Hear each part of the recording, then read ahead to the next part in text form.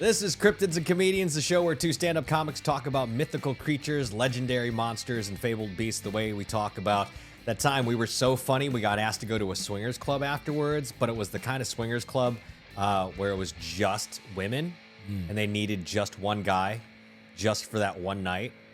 And the more I say this out loud, it sounds like a human sacrifice kind of situation. It happened, man. I swear it happened, man. You had to be there, man. I'm Thom Tran with my co-host Peter Murphy. Hey, everybody. Peter here. And every week we talk about different cryptid, and I tell Peter about the history, lore, cultural significance, pop culture references, and show him any evidence, if there is any, and he tells me why I am wrong. Peter, as always, for the people who are here for the first time or who just don't know, will you tell us, please, what a cryptid is? Oh, yeah. Yeah, if this is your first time listening, you're in for a great episode. I'm sure this is going to be fantastic. What you need to know is that a cryptid, on paper, is the act of a sports bet, but when you get really close to winning a parlay, like a 4-leg parlay, but you don't get it, unfortunately. So when it's like the act of getting really close to winning a sports bet, but you don't do it. It's like you pulled a cryptid. I don't know what any of those words mean. And so that's not correct. That is not correct. A cryptid is any creature or animal that is rumored to exist, but there's never been any scientific evidence or hard evidence to prove its actual existence. Oh, well, that now I get why the graphic is the way it is. Yes. So now that the holiday season is over and we are entering a brand new year, this is our first full year of Cryptids and Comedians. I want to start off with a cryptid that may actually be real, or at least based on real animals. Whoa. Peter, what do Tom Cruise, Deadpool, and polyamory have in common? Oh my God.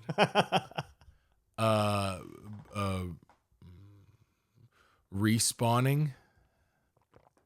Respawning? Or spawning? Respawning? Respawning? Like, yeah, Deadpool, if he loses a limb, he grows it back. If Tom Cruise, he's a vampire. If he I'm sure this isn't the original Tom Cruise.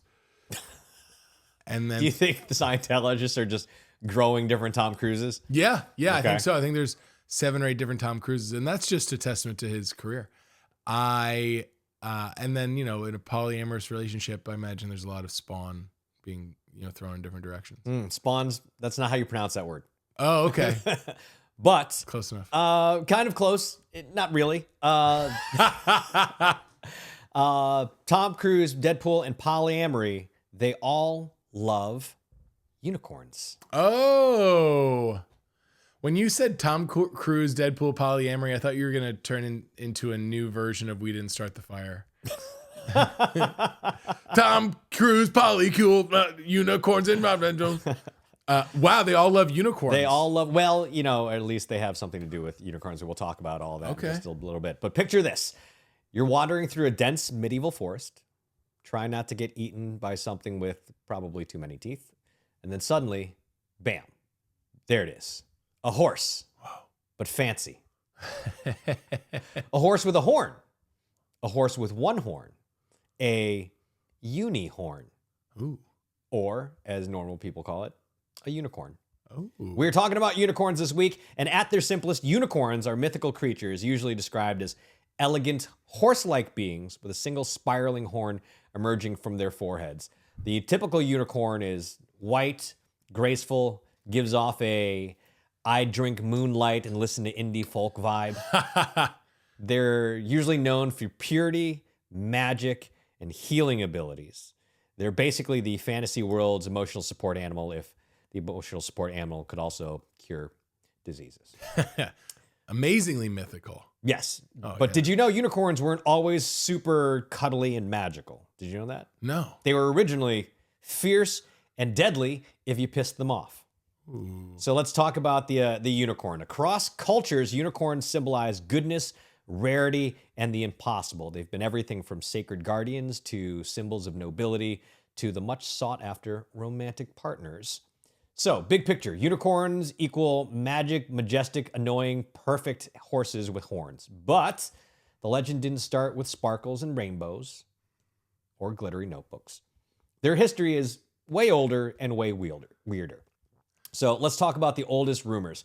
The ancient Near East and Indus Valley legends of the unicorn. What do you know about unicorns? Well, you know what? Like with unicorns, my first thought is I go to narwhals, which are like unicorns of the ocean, and narwhals are real. Mm-hmm. Like narwhals are real, and narwhals, their horn is actually technically a tooth. Mm-hmm. And I think they feel with it. But as far as unicorns, there's Harold and Kumar. I think doesn't Neil Patrick Harris show up in on the back of a unicorn? Yes. I think. And I don't know if unicorns are in the Harry Potter world or They Harry are. Potter. Oh, are they really? And we will talk about that. Ooh. But yeah, I'm amazed that unicorns aren't more like a sports figure, like a mascot. What sport would a unicorn be a mascot for? I mean, it could be anything. Like, why is a brewer a mascot of a baseball team? Or why is The Milwaukee Brewers? yeah, Milwaukee Brewers? Yeah, Because they brew beer? yeah, sure, but like that has nothing to do with baseball. Okay, I see your point. Just like something fierce, like the Eagles. Like I haven't seen any Eagles. Do you know how an eagle actually sounds? God, no. It's not the way you hear it in movies. That very like loud, Like a majestic, screeching?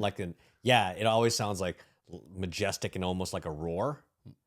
Is that what an eagle sounds like? No. What does it sound like? Caw-caw! No, it does not. If you had to guess what a unicorn sounded like, what would your guess be? Like a gay hipster. Yeah, just like a very. I don't know why I made it a gay hipster, but Sure. Yeah. Not smug, but just like,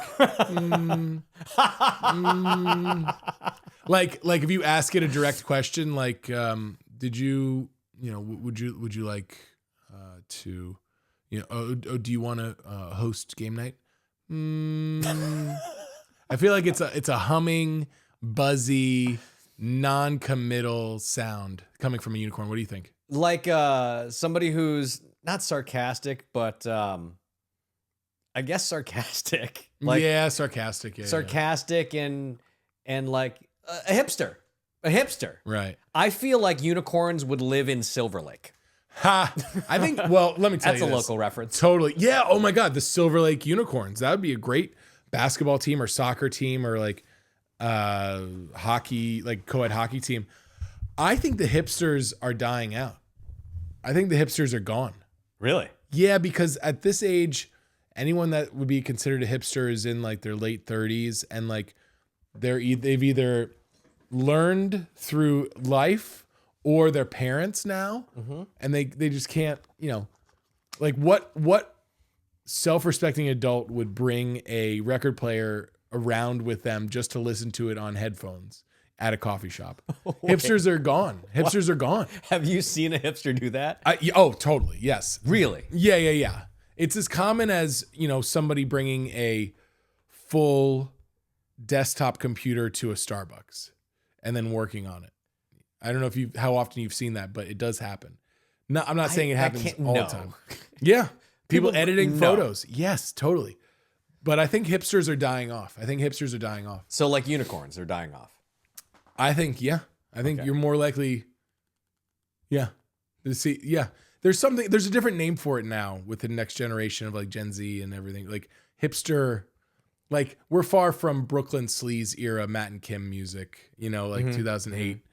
I think the hipsters existed from 2005 to 2025. And I think 2 decades, that's enough. So can we agree that unicorns are the hipsters of the cryptid world? I think so. Okay. I think so. They'd definitely be wearing the skinniest jeans and have the most opinions on music without ever picking up an instrument. I can see that. Right. I absolutely see that. Yeah. All right, let's start with the oldest rumors about the unicorns, the ancient Near East and Indus Valley legends. Unicorn-like creatures show up thousands of years ago in some of the earliest mythologies, like the Indus Valley civilization carved images of one-horned animals on seals, like the kind of seals you stamp things with, not the Navy kind or the water living kind. But they actually, Oh wow. yeah. That's very Dr. Seuss like. If you're watching the video, that looks like a little Dr. Seuss inspired. Mm-hmm. And in Mesopotamia and the ancient Near East, stories pop up describing wild, fierce, one-horned beasts. Not delicate, not sparkly, not magical, not Mike. More like, come at me, bro. Like they're fierce monsters. I imagine unicorns, now that we're talking about them, have like, there's some unicorns with like different angled horns. Like some of them stick straight up and are for fighting. Others, are more like of a defensive horn, like flat, or like backwards horn, or like fat horn, chode horn. What is a chode horn? Chode horn. What is where it? it's like Chode horn. It's fatter than it is long. I just imagine there's all different types of image. I just imagine there's all different types of horns. Okay. All right. Well, then we'll talk about different horns and types of horns on these unicorns. There's got to be. There is the Greek interpretation, and the Greeks were 100% like, yes, these things are real.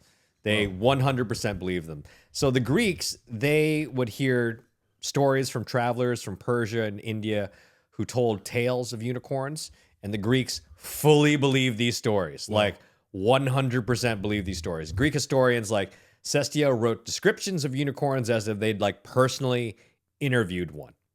So the Cestius unicorns had a white body, red hair, blue eyes, a multicolored horn. Basically every girl I dated in college. Yes, horns included. And these animals weren't just symbolic or mythical creatures to the Greeks. They actually believed that they like lived in faraway lands. Wow. Think of them as like the original cryptids. And they described them with total confidence. Like they 100% believed that these things existed. Then there is the biblical and medieval unicorn hype.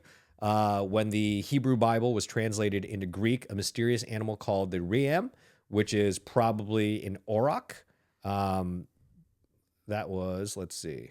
Ooh. Yeah. This was a Reem. It was probably one of these, an auroch. That word was translated as monoceros, meaning one-horned, and then boom, unicorns entered Western religion and cultural thought. By the Middle Ages, unicorn fever was out of control, and the creatures transformed from an exotic animal into a powerful symbol of purity. And medieval bestiaries insisted unicorns were wild, fierce beasts that could only be captured by a virgin, because virgins have all that pent-up rage and anger. Only a virgin could catch it. Just ask Josh from Flappers. So much pent-up rage and anger. Yeah, too much. This led to lots of awkward artwork of unicorns, usually napping peacefully on a maiden's lap while knights lurked behind the trees, ready to just disturb the scene. You have like the famous unicorn tapestries or series of tapestries that basically portrayed knights trying to capture a unicorn, but being unable to do so because the idea was they were these fierce beasts that couldn't be captured. They could only be taken prisoner by a maiden, a virgin, which made them unique and one of those things that just could not be obtained. That became part of the unicorn legend. Ooh, yeah, it's like could like unattainable, like I bet people would tell stories about like, oh yeah, I saw a unicorn once. It's like, I don't know if I told you a story, but there's this girl that I went to high school with, and she was like, hey, what'd you do over the weekend? And we were at the lunch table, and she was like, oh, my parents brought me to a Bob Marley show. I'm like, what? You're lying. You're obviously lying. Yeah. Clearly lying. Yeah. And like, unicorn just sounds like a fun thing to see rather than like, oh yeah, what'd you do over the weekend? I saw a rainbow. Yeah, we all see that. Or I went grocery shopping. Okay, cool. Like, no, I saw a unicorn. That's something to talk about. That's something that like someone that's boring would make up. And unicorns mean something different in 2025. So, and we'll talk about that in a minute too. Ooh. There's of course the alleged magical properties. They have horns, they heal, and they have highly questionable merchandising skills. So unicorn horns, called alicorns, were believed to do everything from detect poison to neutralize toxins to cure illnesses. They probably make you popular in the lunchroom. Rulers all over Europe paid absurd amounts of money for unicorn horns, which were almost always narwhal tusks. You just said that. Oh, narwhal tusks. Oh, Yeah. I was thinking about like how rhino horn can be like ground up and like sold as like Viagra. Mm-hmm. I don't know if that's true or not, but it just sounds right. Not according to research. But it'd be a narwhal horn. Oh, the end of a narwhal horn. Yeah. And that's all the proof someone needs. Like, whoa. Yeah. That looks sweet. So they would, like kings and queens, they would have someone get them a narwhal tooth, Right. teethus, and claim that it was the horn of a unicorn. Whoa. And they paid a lot of money for this nonsense. I think it was like on the crown jewels of one king's crown jewels. Like a narwhal? Yeah. Or like a Narwhal what was said to be a unicorn horn? Yep. That's crazy. Yep. And like you mentioned about the rhino horn being ground up and turned into Viagra, alicorn powder became a prized medicine, despite the fact that no one producing it had ever even seen an actual unicorn. So it was like the medieval equivalent of, like, remember those energy bands that people wore for a while? Oh, yeah, the ones that made you balance? Yes, the balance bands. Yeah, something like that. Yeah. They claim to enhance athletic performance. That's basically what it was. Yeah, I remember those. I remember seeing a demonstration with one of those. This was like, what, 2010? 2010, 2011 maybe? You know what? It sounds not that recent. Yeah. But then you do the math and you're like, oh, that was 15 years ago. Right. And I remember seeing the demonstration happen at like a house party. And I was like, wow, I gotta get at least one of those. They were demonstrating this at a house party? Yeah, this guy was like trying to sell them. It's like, hey, what's that? And it's like, oh, well, I'm glad you mentioned that because I've got a bunch of these. They're balance bands. And he's like, what? Or whatever they were called. I remember the logo was with like two B's. And my buddy Ben, he was like, hey, put your arms out. And then like stiffen them. And then he like knocked him over easily. And then he put a balance band on him. And he was like, and he couldn't be knocked over. And I was like, oh, wow, that's weird. That's like some weird David Blaine stuff. And then it was like, oh, well, I can't just have one on one arm. I've got to balance out the balance band. So I've got to get two of them. If someone came to a party and was like, oh, hey, I happen to have this whatever that I'm selling In my possession. Just a trunk full of them. Acai berry juice. Yeah. Yeah. Let's go outside and see this trunk. And then I'm going to put your body in the back of that trunk and drive it off a cliff. Right. Yeah. Who brings stuff to a party to sell? Yeah, true. I mean, I don't know. I've had worse experiences about people party crashing. Like one time at a house party I was hosting, a magician just showed up. No. Not like out of a puff of smoke, but just like, yeah, like he just like walked in off the street and he was doing magic at us. And it's like, you don't want that. Was he invited or did he just wander off the street? He turned out he was a friend of a friend, but at the time I was like, I don't know you. Get out of this house, please. I like how you put that. He was doing magic at us. Yeah, really. Like nobody wanted it. And he was just like, oh yeah, you got to check out this trick. Pick a card. Like, fine. But yeah. How long did that happen? How long did you let that person stay? Oh, the rest of the night. I was just like, I'm not kicking anybody out. But, more people the merrier. But yeah, I was like, oh, that's odd. I wasn't going to kick anybody out. I'm not the kick out kind of guy. If a unicorn just showed up to a house party, what would you do? Whoa. I would be really nervous to be around a unicorn because of the pointy horn. Okay. Right? I would. Yeah. I would. God, yeah. What would I do? I wouldn't call the cops. What are they gonna do? Call the fire department? Like, hey, check this out, guys. Can somebody come? You wouldn't call animal control? I mean, you'd have to call animal control and be like, hey, do you have a virgin on staff? Because they're the only ones that could wrangle this situation. In that case, I would call the guy that owns the Grove. What's his name? Oh, the guy that tried to run for mayor? Yeah. Why do I keep thinking Gavin Newsom? Who owns the Grove? Rick. I was Rick? about to say Rick Ocasek, but he's the singer for the Cars. And anytime I hear the name Rick, I think Rick Ocasek. Rick starts with a C, maybe? Caruso. Rick Caruso. He's got to be a virgin. I didn't see that where that was going. All right, let's talk about the Renaissance and the Enlightenment, when people are finally like, okay, maybe we overdid it with this unicorn thing. By the Renaissance, unicorns were extremely fashionable, especially in tapestries featuring dramatic hunts, flowing manes, and the unicorn's general inability to mind its own damn business. Yeah. But during the Enlightenment, people finally started asking inconvenient questions like, has anybody actually seen one of these? So skepticism grew. Naturalists tried to identify unicorns as oryxes, which they kind of look like gazelles. Oh. Right? They said they could be an oryx, or it could be a rhino, which is just a rhino. Yeah, if you're thinking about the land, air, and sea family of unicorns, it's definitely unicorns, rhinos, narwhals. Yeah, they would feel like they're all in like the same world, same Pokemon universe, right? Somebody said unicorn could actually just be a goat having a bad hair day.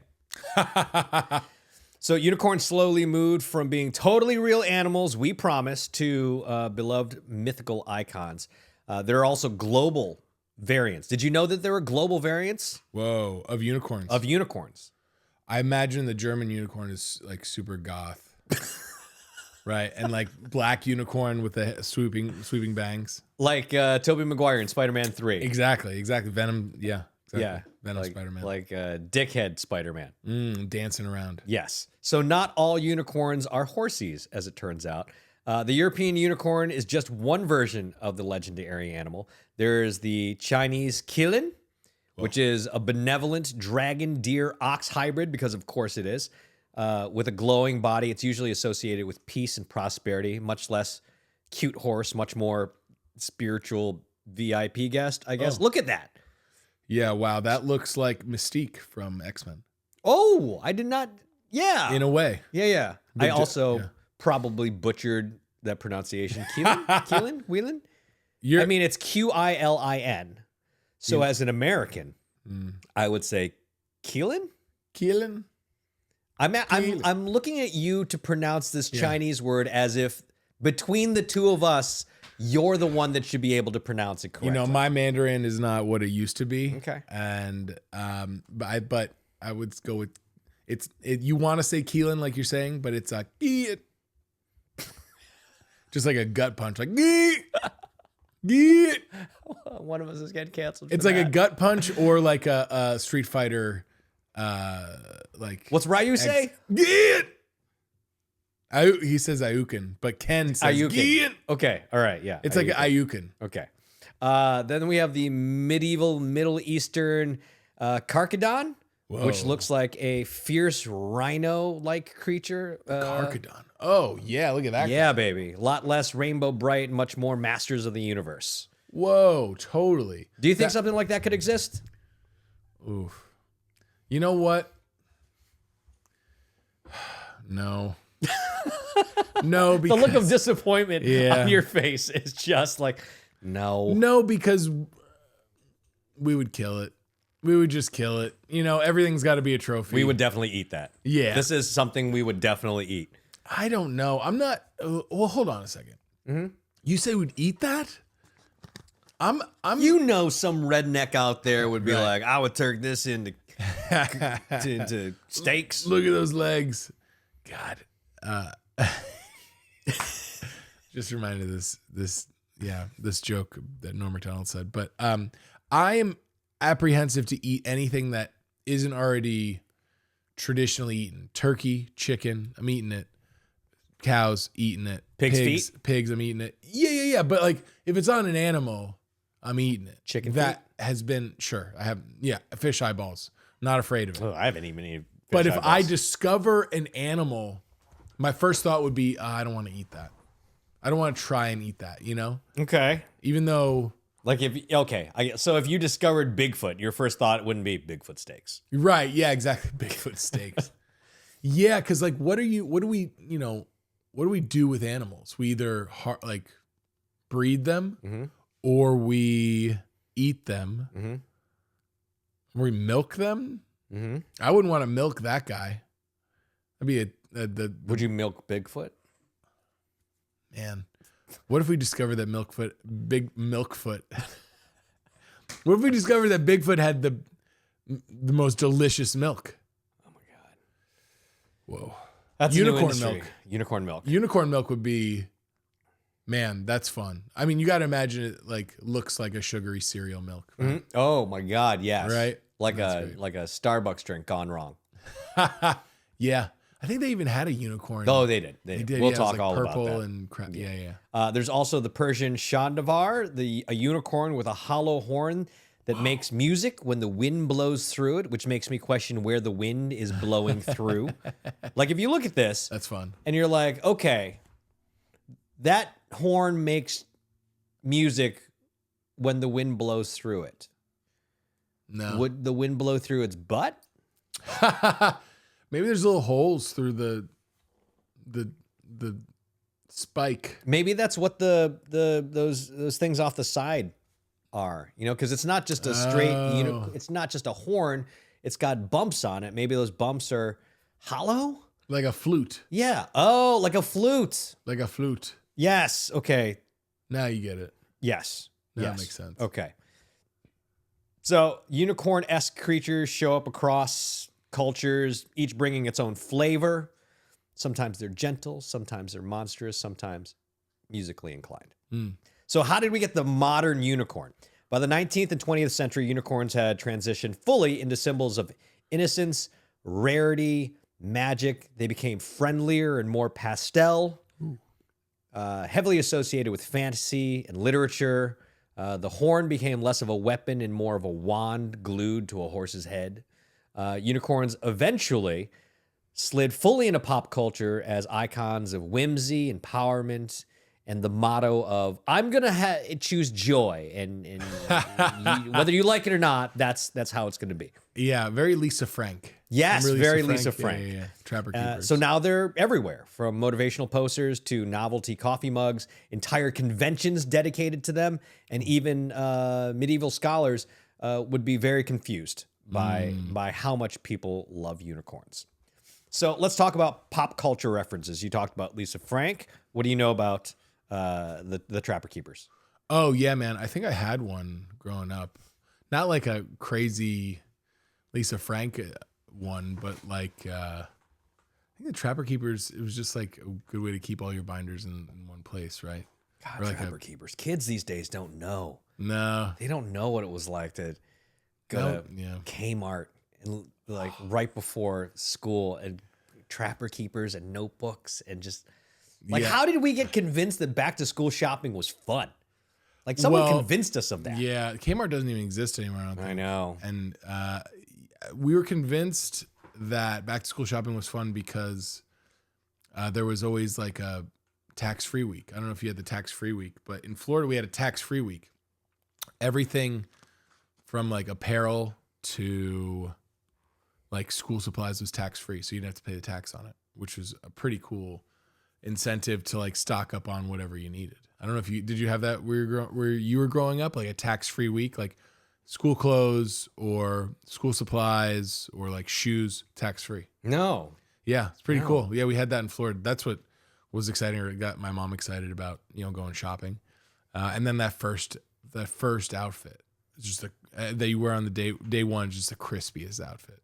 Just like brand new shirt, brand new jean shorts, jorts, brand new K-Swiss. I remember wanting British Knights so bad. British Knights. There was a year, they're sneakers. Oh, BKs, wow. British Knights. Wow, I didn't know anything about I wanted them so bad. I thought they were cool. Yeah.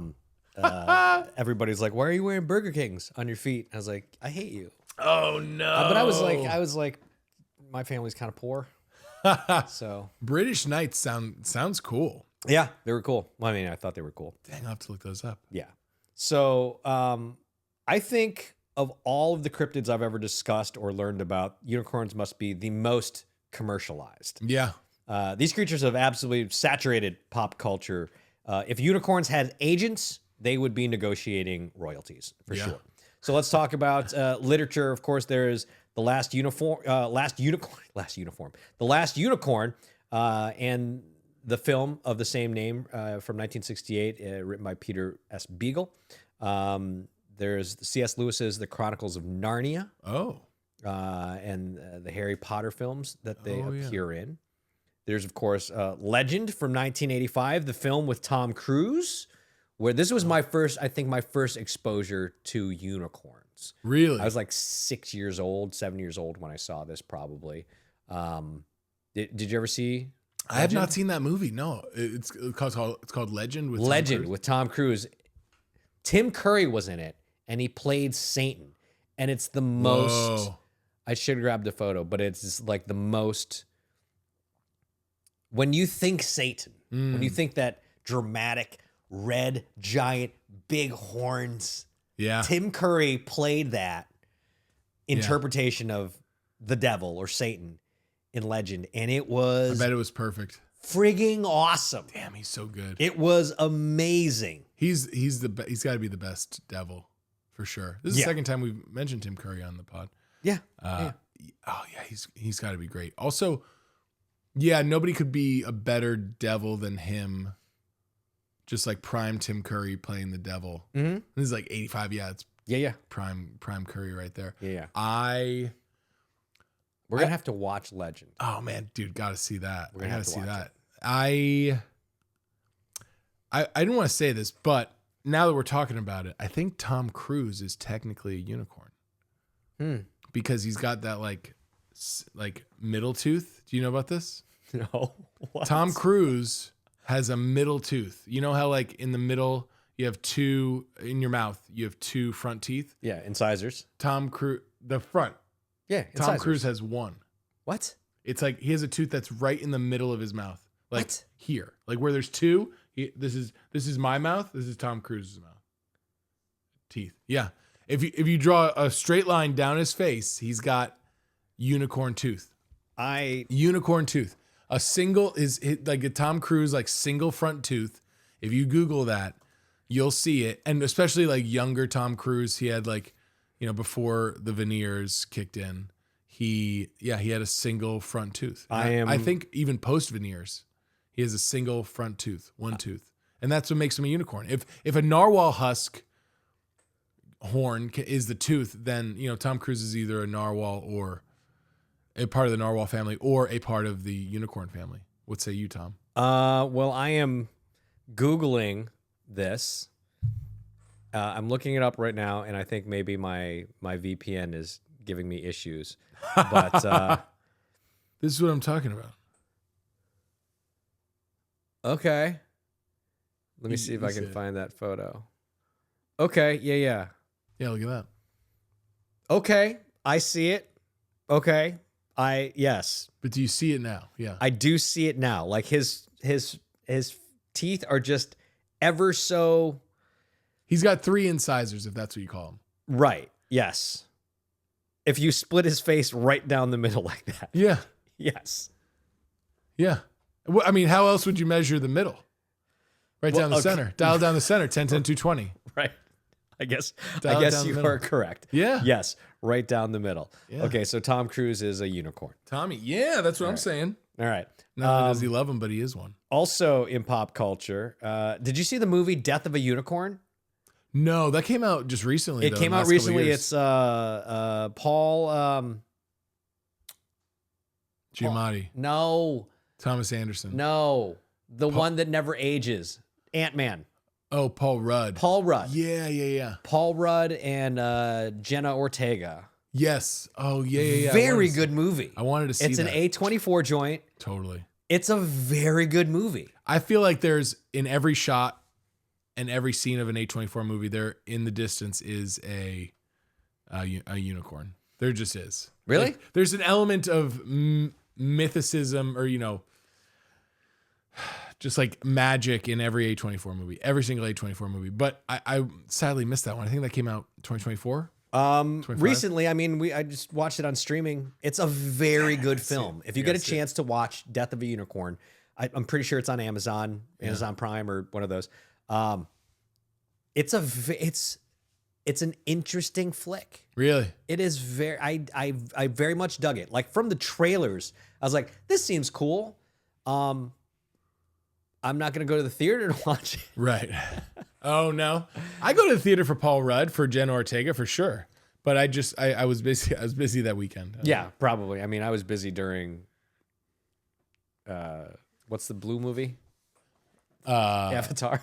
Avatar. Yeah, that's right. The blue movie. The blue movie. I was thinking. The one where Paul Giamatti turns blue. So that's not Spy Kids, is it? No. I don't know.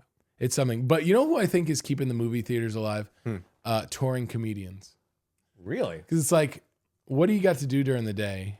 There's a 3 p.m. showing of hilarious of Avatar. It's like, yeah, we're going. Yeah, but there's only like 3,000 of us. Sure. Yeah, we're dying. We're a dying breed. Working. No, I don't think we're a dying breed. I think there are. You think there's too many? I feel like there's too many of us. Too many. Sometimes it feels like there's too many. I mean, like I was talking to Brad Williams about this. Name drop. Hey. How many working professional comedians do you think there are in the world? I'm not talking like arena headlining. Right. I'm talking working, making a living, generally have to declare our income on to the IRS. Yeah. Comedians. I think the number is just as shocking as imagining how much actual gold there is in the world. Like it's far less than you'd think. Yeah, I mean, I'd say 3,000. If that's the figure you're throwing out there, I can't go over that. Mm-hmm. That still seems high. Yeah, that seems really high. What is that? The number you're saying? 3,000? I think professional working touring comedians, maybe 500 of us. 500, yeah. Like professional on the road, 2 to 3 times a month, right, if not more, paying bills with comedy money. I think there's like 500, maybe exclusively comedy money, exclusively comedy. We can't say exclusively comedy money anymore because it's not. It's like you're a comedian, you're also an actor. You got to write. Like every one of our friends does a thing, right? That's not comedy. Exclusive entertainment money. Exclusive entertainment money. But you're a comedian. Yes. I'd say max 750. Yeah. Probably closer to 500. But probably closer to 500. But then you go to another place and you're like, oh, you go to like Port Crane, New York, and it's like, oh, don't even know what that is. Yeah, exactly. It's like, Mike, oh, you're here? You perform with Mike Flipkins? No, who's Mike Flipkins? Oh, he's our comedian here. He's the guy. He's the one. Mike Flipkins, Flippy. Flippy Flipkins. Yeah, he's great. Okay, so back to unicorns. Yeah. There was a Death of a Unicorn. There was also what is this? My Little Pony. Friendship is Magic. Oh, that's cool. Yes. Were you a brony? No, but I remember those. Bronies were big. big. Was happening. Yeah. I got a brony shirt is when I was like super ripped. Sure. When I was in my late 20s, early 30s. Just to be ironic. I would be like, you were not ironic. You were like, this is my new personality. No, it was like $7 at Target. Yeah. I was like, I'm gonna get this shirt. I'm gonna be super ripped and see what people say to me. And you know what? Too many people try to talk to me. Oh yeah. Too many people come up to me and are like, "Are you a brony too?" Ha ha. I remember that when that happened. But also that brings up a good point. Some shirts, it's interesting. I'll say this for men. Some shirts are an invitation to talk, but somehow everything that a woman wears is an invitation to talk, seemingly for some men. Like, Yeah, and those guys are assholes. I know. I'm just thinking about my female friends who are like, I just wanted to wear this, this bracelet without being fucking commented on. Thank you, but leave me alone. You know what I mean? Obviously in the context of like a stranger, but yeah, there's some guy shirts that, it's like, like maybe like a sports team or maybe like a pop culture thing. Like if you wore a shirt that said 6'7" right now, I don't know. I was wearing a tank top to the gym and it, brag. It was poorly washed because I don't know how to wash clothes. And it was falling apart and it just like came down and I was like picking up some weights and I saw the cleavage and I was like, I get it. I get it, ladies. That's funny. I don't know how to wash clothes either, apparently, because like I was brushing my teeth and I got some toothpaste on one of my shirts and like it's still there. Like not like crusty toothpaste, but like the stain of toothpaste is still there. I'm like, yeah. What the hell happened? I get that. That. All right. Just don't brush your teeth anymore. So continuing in pop culture, there's of course the show Supernatural, one of my favorite shows of all time. Gravity Falls, and Marvel's own Deadpool has a weird unicorn fetish. Oh, how fun. And it maybe has something to do with the idea that unicorns are this magical, mythical, unattainable creature, much like a polyamorous unicorn. Oh, which refers to a bisexual person, typically a woman, sought by an existing male-female couple to join their relationship as a third partner, usually for sexual or sometimes romantic involvement, but usually it's like a secondary, like less equal role. So a polyamorous unicorn is basically, like, so you have this couple, right, guy and girl, and they're into women, obviously, or the guy is, and the woman also into the women, and they're like, let's find another woman who's into this but doesn't want to be in a relationship. Oh, that's a unicorn. Interesting. That's what they call. Yeah, I mean, people in polyamorous relationships, like, when's that going to stop? Let's cut that out. Let's stop doing that. Really, you're not down with polyamorous relationships? No. Who has the time? I have a very good friend. We both know him, who's in polyamorous relationships, and I'm like, how do you possibly have the time for this? Yeah, how is that possible? That's an interesting hobby, because that's what it turns into. It's like, okay, is this your job? Clearly not. Is it your hobby? It has to be. It just turns into like a hobby that's interesting for like an 18-year-old, and also like, yeah. So not for me. You don't believe people could love more than one person? No, I think love is a choice.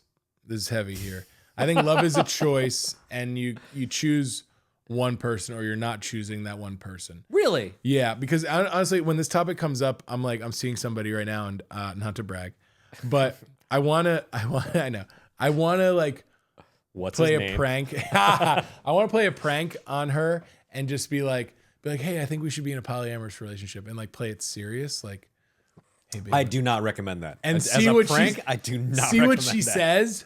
See what she says, and what if she was like, all right, I'm down. I would be like, oh no, I was just kidding. But I imagine. So if your girl was like, yeah, I'm down for that, you'd be like, no. Be like, nah, no thanks. Be like, really? What is it? What is it about polyamorous relationship? I'm not for or against. Sure. Everybody, I'm not yucking anybody's yum. Yeah. But what personally, like, I would like to understand what you have against. Is it the idea of the person you're with being with someone else, or is it you being with somebody else? Oh, I think what I prefer is just like the commitment. Like, hey, I'm going to be with this one person, and that's it. Also, I've only got 2 hands, 2 boobies. That's pretty much sorting things out for me. 6. 2 boobies. Yeah, I sadly just think it's like more of a trend for boring, unemployed people to do than any sort of like real lifestyle. And what turns me off about it, I'm just like, nah. What turns me off about it is also what turns me on about being in a relationship. It's like, okay, you're the person that I'm choosing to be with. My personality may or may not be compatible with, X amount of other people, but there's there's a romance in saying like you are the one person I want to be with, and for me, when it comes to like the physical stuff, I'm like, oh, that's only better if I'm making an active choice to be with that person, and then like the commitment comes along with it. Okay. Does that make sense? I guess. Also, like, how big can your bed be? Like, you have like a California king, California baby. king. California king. Yeah, I guess. The bedroom have to be the size of this studio for California king. I've never seen a California king bed in person. I had a California king. Really? Yeah, I dated this really tall girl, and That's a big bitch. I had a California king, and it took up my whole bedroom basically. But it just it was very cliche because what they say is like the bigger the bed, the further apart you sleep. And we did. She slept on one side, I slept on the other side, and what I liked was my feet didn't dangle on the end of the bed, which was nice. Did you have a problem with your feet dangling? Yeah, if you have like a queen size bed, my feet dangle. Really? Yeah, my feet dangle. I gotta like curl up. You tall mother. I know. Sorry, 6 feet. 6 feet. All right. Well, basically, unicorns are everywhere in pop culture. You can't get away from them. Like you said, they're in Trapper Keepers. Everywhere. You've seen the merchandise. They're unicorn frappuccinos, unicorn pool floats, unicorn onesies. If an object exists, someone has probably made a unicorn version of it, possibly scented, sparkly, or rainbow coated. Even corporate culture adopted a unicorn imagery. Do you know what a unicorn is in like the startup world? Oh, no. It's a company valued at over $1 billion. Oh, interesting. Rare, magical, usually burning money like medieval alchemists. Usually a huge lie. Yeah, usually. In conclusion, unicorns have journeyed through ancient civilizations, Greek naturalists, biblical mistranslations, medieval symbolism, Renaissance art, modern fantasies, Instagram aesthetics to land squarely in our collective imagination as the ultimate symbols of magic, purity, empowerment, glitter-covered chaos, and the unobtainable. Whew. Well, whether you see them as elegant, fierce, silly, or mystical, unicorns have remained one thing for thousands of years: magical. Oh, the magic. So magical. Magical.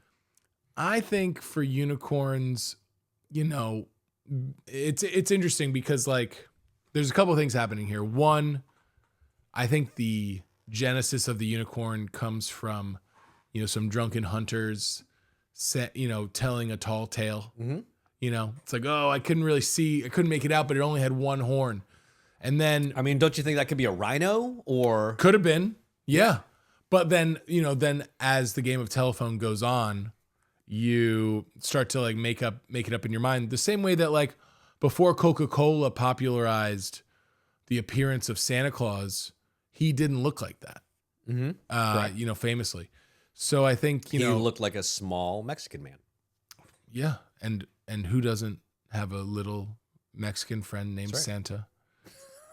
Santa. Exactly. Santa is it's Santa. It's a traditional it's a traditional Hispanic name. Yeah. I was almost named Santa, and on my father's side, and so that's why I'm so jolly. And so then like it gets commercialized into like the Lisa Frank version that we see today, and like the cutesy little version. So like, there's no way that this could exist. But of all the cryptids, it's now, do you think they don't exist in the final form as we know them now? The white horse with the horn, like that thing? Not even close to being like. But do you think it could exist in form? Like one of these ancient ideas of like maybe it was a. I think if it exists, it's like a deformed donkey that has like a tooth growing out of its forehead, and. Yeah, because like, is that what horses, if we're talking about evolution, do horses evolve into unicorns? No, I don't think they would. No. I think that'd be a different thing. Yeah. But yeah, if anything, it's like it's a little horn and it's not as like fantastical and inconvenient as that. Like imagine having that on your head. Imagine how inconvenient that would be. Yeah. Never be able to wear a hat. Couldn't, could barely walk anywhere. You could never whisper. Can't play goalie. No, you can't play goalie. Yeah, exactly. I mean, hockey goalie. You can play, Right. I guess, Yeah. soccer goalie. But you'd be really popular, at a donut shop. People just like toss them, like or a ring toss situation. Circus. Yeah. Yeah. All right. Ooh. Well, that is our episodes on unicorns. Happy New Year. Hey. First episode of the new year. Peter, where can people find you on the internet? Do you have any tour stuff coming up? Find me in two places specifically. PeterMurphyTheComedian.com. That's where you can find my stand-up comedy special out now. Ooh. And then on February 17th. My birthday. Hey, that's it. Find me at Port Crane, New York. Oh, that's performing, why you brought up Port Crane. Yeah, performing stand-up comedy. And then if you're curious about where else I'm going to perform, go to my website. All the dates and ticket links are posted right there right now.